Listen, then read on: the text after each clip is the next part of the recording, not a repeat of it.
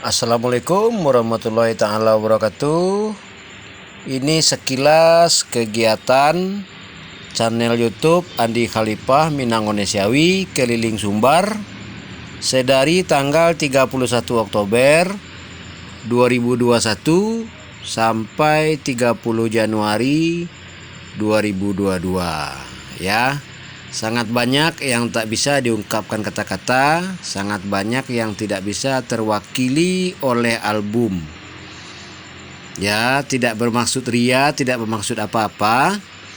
Karena sampai saat ini pun hamba serasa masih mimpi gitu loh.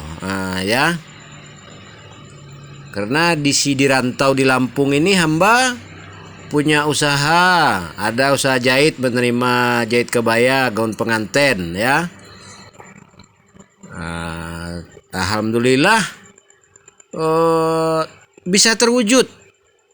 Nah, dan yang lebih mengherankan hamba lagi, dipulangkan kepada pola pikir rasional, logika ilmiah ya.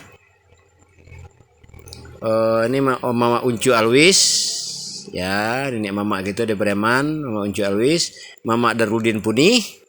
Ya, ini Mama Majulis Pole ini saya bekam di Nareh ya. Dan beliau ini adalah Datuk Ketumanggungan. Nah, hamba menghadiri acara ini ya, milad yang ke-9 tuh waktu itu ya. Milad yang ke-9. Nah, ya banyak kegiatan di Sumbar itu. Cuman berita sedihnya kakak saya wafat di Bangko dalam jangka waktu 3 bulan itu. Dan datuk kami juga almarhum Haji Firdaus Umar, Datuk Marajo. Ya, beliau di Jakarta. Nah, keturunan dari almarhum Angku Umar Bakri. Ya, Datuk. Ya, gitu ya. Nah, inilah sekilas, sangat banyak yang tidak bisa diungkapkan dengan kata-kata, dengan album, dengan channel YouTube. Tetapi bukti perjalanan hamba di YouTube itu ada dari tanggal 31 Oktober 2021 sampai 30 Januari 2022 ya. Jadi acara silaturahmi ini di guest house Arusuka tanggal 18 19, dan alhamdulillah hamba dijadwalkan oleh sekretaris Sespri ya. Nah, dijadwalkan bertemu tanggal 22 Desember jam 2 siang.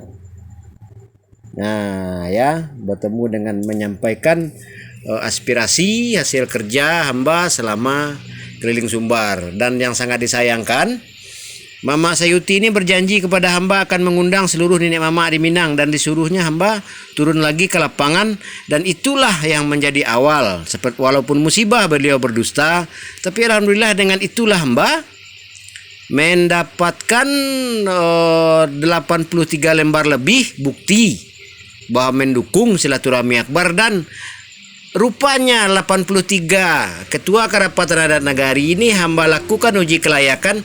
Beliau awam, beliau saya bawa cerita sejarah, saya bawa cerita apa makna ucapan, ya, saya bawa cerita paham nggak hukum adat, nah, paham nggak hukum tata pemerintahan yang menyangkut hukum adat, dan mereka awam. Nah, ujung-ujungnya mengakui meminta saya kaderisasi. Jadi saya tanya, masih ada nggak di Kabupaten Mama ini? Itu 19 kabupaten lagi saya datangi sebelum saya melapor ke Mama Sayuti. Jadi sampai sekarang saya memang benar-benar masih kecil hati dengan beliau ini. Tambah lagi Dr. Andus Haji Fauzi Bahar MSI, saya telepon, pertama dia angkat.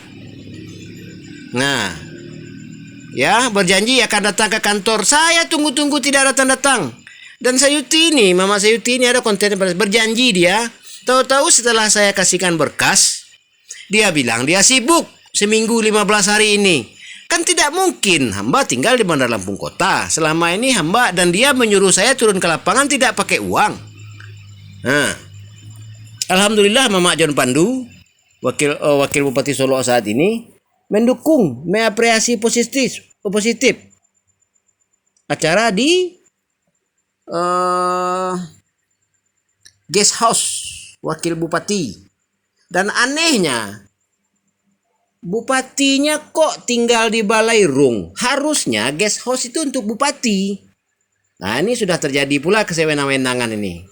Ya. Kalau kita publik ini kan begitu. Kenapa tidak sesuai aturan tinggal di guest house untuk bupati? Malah mama wakil bupati yang tinggal di guest house. Memang bagus sih, memang. Terkesan baik kalau sepintas. Tetapi itu kan melanggar administrasi tata pemerintahan. Itu bukan sistem bupati, wakil bupati bukan sistem pelabuhan. Tidak sama.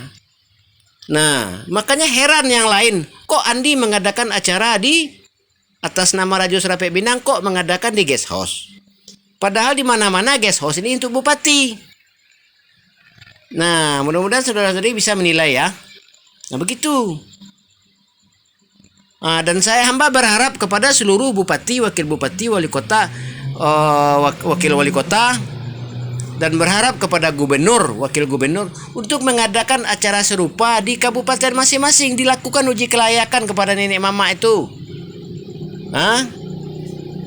Terutama untuk Solo belum maksimal. Belum maksimal lagi.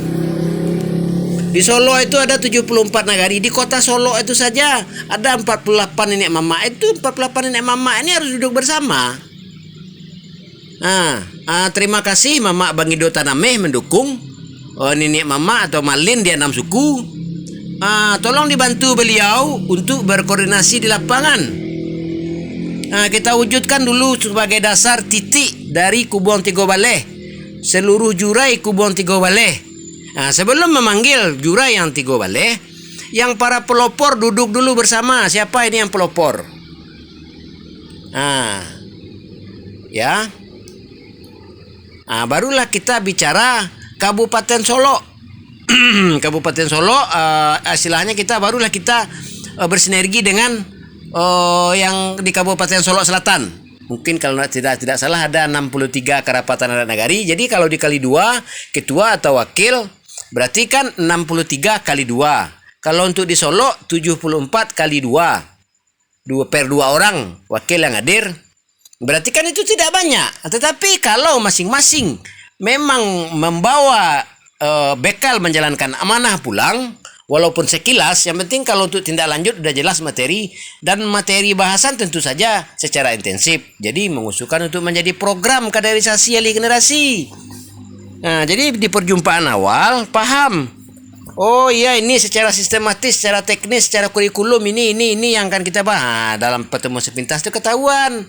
Jadi meminta tetap pemerintahan, semua stakeholder yang peduli adat dan budaya, terutama undang-undang positif ya, undang-undang ABSSBK atau Falsafah itu sudah diundang-undangkan. Kita harus merealisasikan loh, harus kita laksanakan, harus kita berlakukan.